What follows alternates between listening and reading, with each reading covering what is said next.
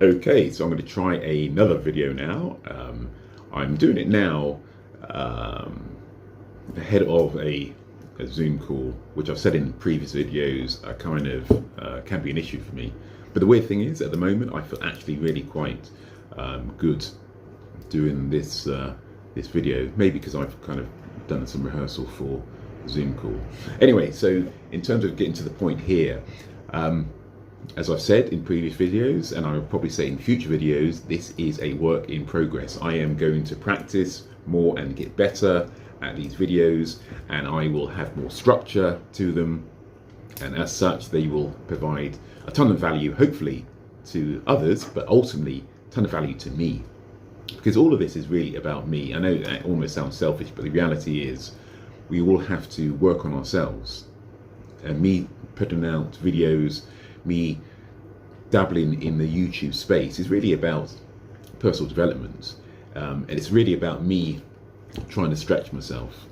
And I know I might not get many views, maybe not any views, but ultimately it's still me slowly but surely stretching myself outside of that comfort zone.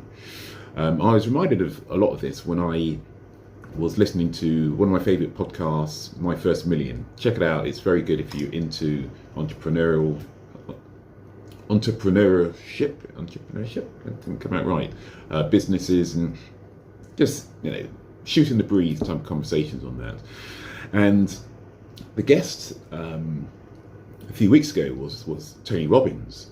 Now, for those of you who know Tony Robbins, he's the self-help guru, speaker, etc., etc. And I've been into Tony Robbins for over 20 years. So, again, he's kind of like the OG for Gen X self-development people. So I've liked him for years, and I got about 3 or 4 of his books on my bookshelf. I went to one of his weekend seminars about 15 years ago, and I completely forgot about him for the last 5, 6, 7, 8 years. Don't know, I mean, he's always been there, but I've kind of dabbled with a few other modalities, if you will, different kind of thought processes. And I listened to this podcast, and I realised he's still the kind of guy that resonates with me. And it's not to say he will resonate with you.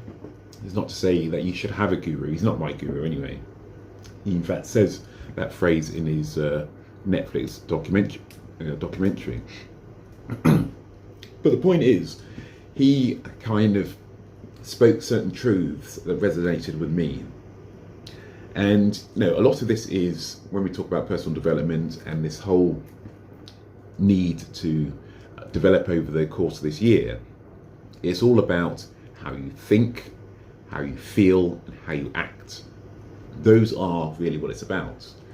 And most of us try to, we try to have positive talk and all that kind of jazz, affirmations. That's all good. But we're really trying to run away from how we feel.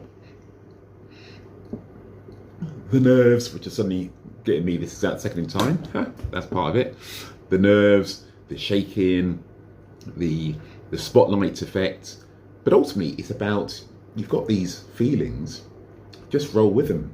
You're not going to die, hopefully, from these sensations. Once you get beyond the bridge of the sensations, then that's where the magic happens. And I was kind of reminded of that when I was watching, listening to this Tony Robbins video, podcast. A lot of the times I know intellectually what to do for personal development. I've trained as a coach. I've coached people.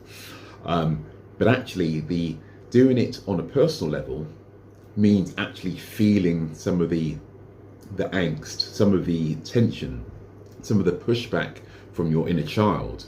And I know that we're all work in progress. For example, even Tony Robbins would admit he is. But ultimately, it's really about trying to test yourself, feel the fear and do it anyway. That kind of vibe. I often look at YouTube and think, There's so many people that seem so polished on here, so professional, so with it, so confident. And I realise it's a couple of things. Firstly, the power of video editing, of course. I'm not doing it here, but that ultimately does make things very, very different. But also, some of them have been doing it for years. They've been doing it for compounded hour upon hour upon hour of performing in front of a camera. And I realise, or I know, but intellectually I know that I should be compounding in the same way. But if you compound certain things in a certain way, you know that the first 5, 10, however many efforts or attempts will still feel quite raw. You'll still feel like an imposter. You'll still feel that you're not quite there, until one day everything clicks. And that's really, again, this idea that I'm doing this over the course of 1 year. I originally said I was going to do 26 videos. I think I'm going to do a lot more than 26, because again, this is about compounding the effort. So, and that covers any part of life, whether it's to do with improving your public speaking, or whether it's to improve your finances, the power of compounding, putting money aside, and so on. So the idea of doing this is great, because this is more practice for me. This is making me more aware of my issues, and it certainly makes me feel more comfortable with the idea that by the end of the year I will be far more comfortable in front of a camera. So it's putting in the reps. I keep saying it, and admittedly it's about putting in the right kind of reps, because you know, if you always do what you've always done, you always get what you always got, is a saying that Tony Robbins has used. And I look at that in two ways. So first, on the one side, if you just keep doing very little, you'll only get very little. But if you keep doing the same kind of practice, you can only expect to hit a certain level of excellence. So in other words, I will keep on practicing in front of a camera, but I will have to look at what I've done to get my own form of feedback. So I can look at it and say, oh, I should have sat up straighter, I should have smiled more, I should have breathed more. So ultimately, I will be able to take these to the next practice. I should speak slower, take it to the next practice, and apply them. And then once I've applied those ideals, see how I've improved. So again, it's putting in the reps, but putting in the reps in a way that allows me to get some feedback and improve for the next time. Okay, so this is me for now. Again, I'm going to do more videos for YouTube. I am going to improve the process. At the moment, I'm able to sit and do this because I work from home on a Thursday, and so it's far easier for me to do it in that context. But going forward, I will hopefully, there's no hope, definitely have a slicker type of offering video. So yeah, I better prep for this Zoom call, which is okay now because I've actually had a bit of practice. So okay, until next time. And if you do want to follow me on my journey, and this could be a very unexciting journey, a boring one, where I talk about my life and